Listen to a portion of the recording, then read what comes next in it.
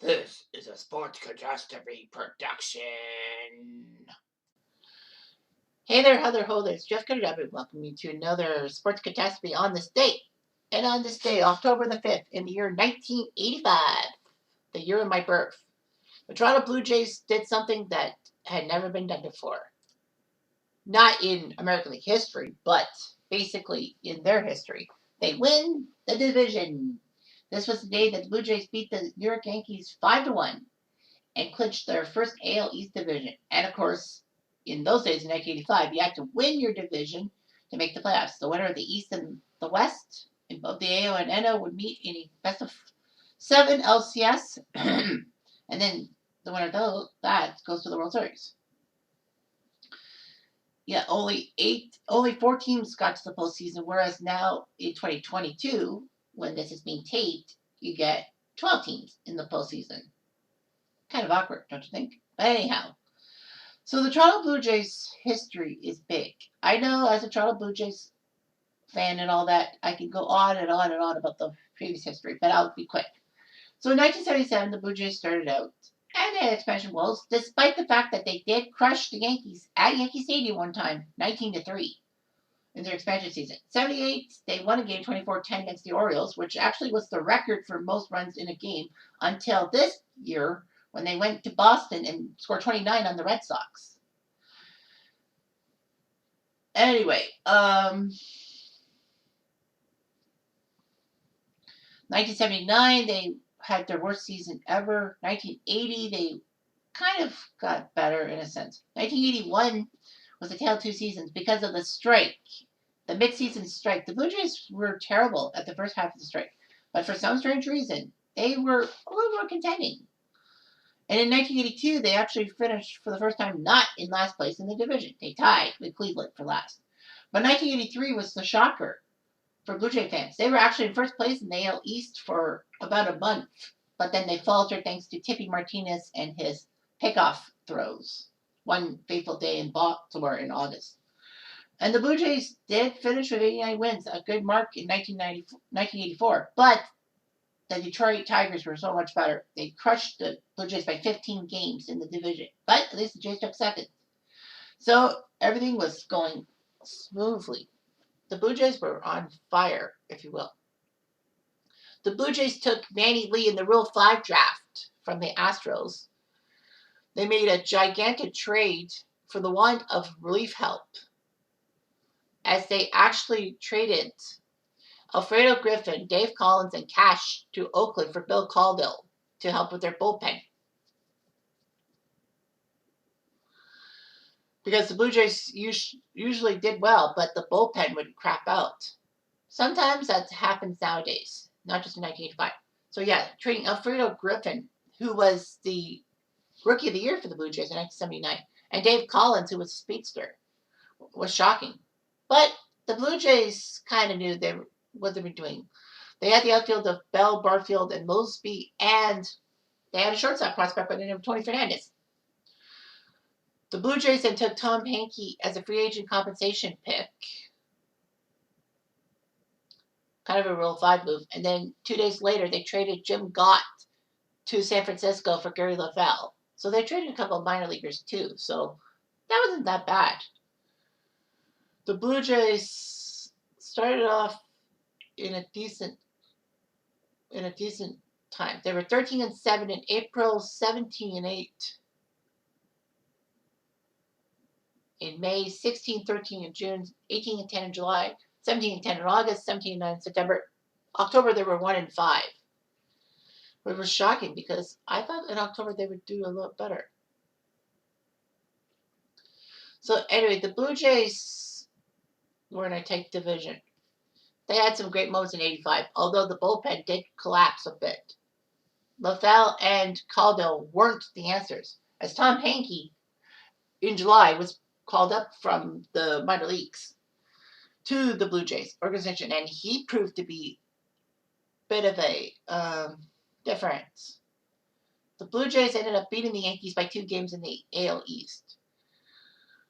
1985 would be painful for Blue Jay fans, especially one Buck Martinez, because when the Jays were playing the Mariners in Seattle, Buck Martinez got a double play by tagging out 2 runners on home plate.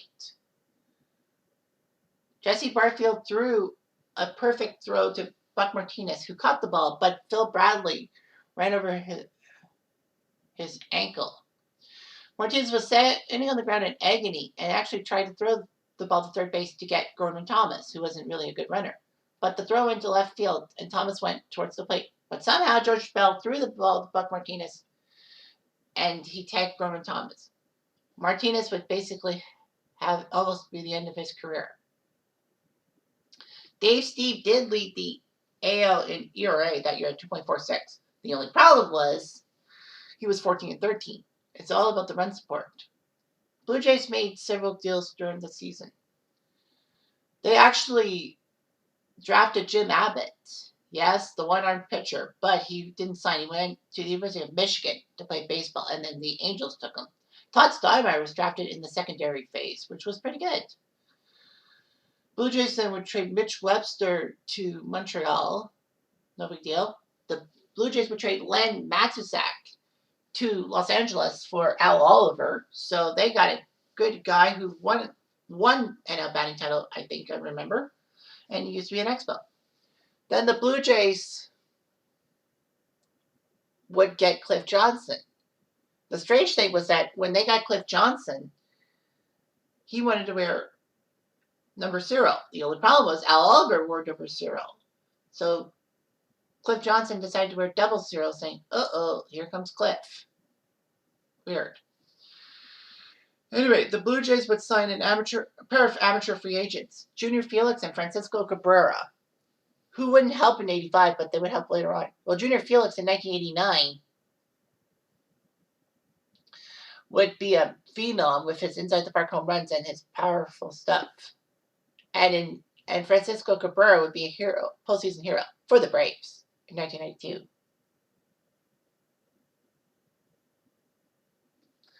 So yeah, that's what happens. Anyway, so the Blue Jays had some great pitchers. They had Jim Acker, Doyle Alexander, Caudill, as I said. John Cerruti was on that team. Jim Clancy, Tom Filer, Tom Hankey, Jim McKee, Dennis Lamp, Gary LaFell, Louis Leal, and Dave Steve. Catching would be Buck Martinez and Ernie Witt. Infields, Tony Fernandez, Cecil Fielder played for a while. Damaso Garcia, Kelly Gruber played for a little bit. Garth Orch, Rick Leach, Manny Lee, Rance Mulliniks, Willie Upshaw. Yeah, and the outfielders, Jesse Barfield, George Bell, Lloyd Mosby, and Mitch Webster. But they would have Cliff Johnson, Al Oliver, and Willie Aikens to try to do a thing. The Blue Jays had some good DHs and all that. They were stacked at the DH spot. And the great Bobby Cox was our manager. The Blue Jays were struggling. They got swept by the Tigers in Detroit. Something that would be more notable 2 years later. However, the Blue Jays still had a chance to win the division by beating the New York Yankees in at least one of the 3 games. It was Friday night. The Blue Jays were looking good, and then for the want of something bad, who was that guy? Tom Hankey had a chance to close it out in the top of the ninth, and who was it? I would say Matt Noakes, but no. Who was the Yankee? I can picture him, that Yankee guy who hit the home run. But it didn't matter. So the Blue Jays lost to the Yankees, eventually 4-3. But then on October 5th, on the Saturday afternoon game, the Blue Jays would face the Yankees. Joe Cowley versus Doyle Alexander. Alexander being a pretty good pitcher for the Blue Jays and all that. The great number 2 behind Dave Steve. It was a calm day. It was a 1:30 afternoon game that CTV broadcast. TSN was supposed to broadcast it, but because of how important this game was, TSN gave the rights to CTV because, CTV and TSN were owned by the same conglomerate and, making it coast to coast. So Fergie Oliver and Ken Singleton were the announcers because both Tony Kubek and Don Chevrier were doing other things in the States. Well, Kubek is, of course, the voice for NBC's Game of the Week, the color commentator, and Don Chevrier worked for CBC doing Saturday afternoon stuff. So, yeah. So the Blue Jays would hit 3 solo home runs, if memory serves me right, to win the game 5-1, and it was amazing. The Blue Jays fans were spilling onto the exhibition stadium field, celebrating a victory. Last year, I talked about the moment on October 6th when the Blue Jays got whitewashed 8-0 by the Yankees. But, of course, that was a meaningless game. You know, the Jays basically rested their players, and John Cerruti faced Phil Niekro, and that's when Phil Niekro got his 300th win. Ironically enough, Niekro joined the Blue Jays 2 years later for the stretch drive. Unfortunately, though, he sucked, and the Blue Jays waived him, and the Braves picked him up, and he finished his career as a Brave. No big deal. The only problem was the 1985 season, for how good it was, and giving the Jays 99 wins, which is still the team record to this day. That they had more wins that year than the 92 or 93 world champs. The Blue Jays collapsed in the playoffs. They were up 3-1. Now, the funny thing is the LCS from 1969 to 1984 was best of 5. First to 3 wins. And then in 1985, they decided to make it first to 4 wins, aka best of 7. That cost the Blue Jays, because the Blue Jays would have beaten the Royals in 4 games to go to the LCS. Go to the World Series, face the St. Louis Cardinals. Maybe they might win the World Series, maybe they might not, but who knows. But here's the thing, though, too. Yeah, the Blue Jays choked that 3-1 series lead and lost to the Royals in the LCS. And then the Royals ended up winning thanks to Dankinger's blunder in Game 6. Win the World Series. But here's the thing, though, too. What people forget is that in the National League, it would have made things a whole lot better. Because, as you should know, Ozzie Smith hit that famous home run from the left side of the plate, which he never does. And he somehow snuck it over the right field fence. Cardinals win Game 5 and then are up 3-2. And then we know Jack Clark's 3-run home run in the top of the ninth in Los Angeles to give the Cardinals the NL pennant. But that would have made Ozzie Smith's left-handed home run one of the best home runs in postseason history. It would have been up there with Chris Chambliss and Travis Ishikawa for ending an LCS with a home run that sends the team to the World Series. That would have been amazing. And Ozzie Smith deserved better. But yeah, the Blue Jays 99 wins, it just wasn't enough. They had 99 problems with the World Series, ain't one hit it. So that's all I'm going to say about that. Anyway, I'm Jeff Diamond. I do.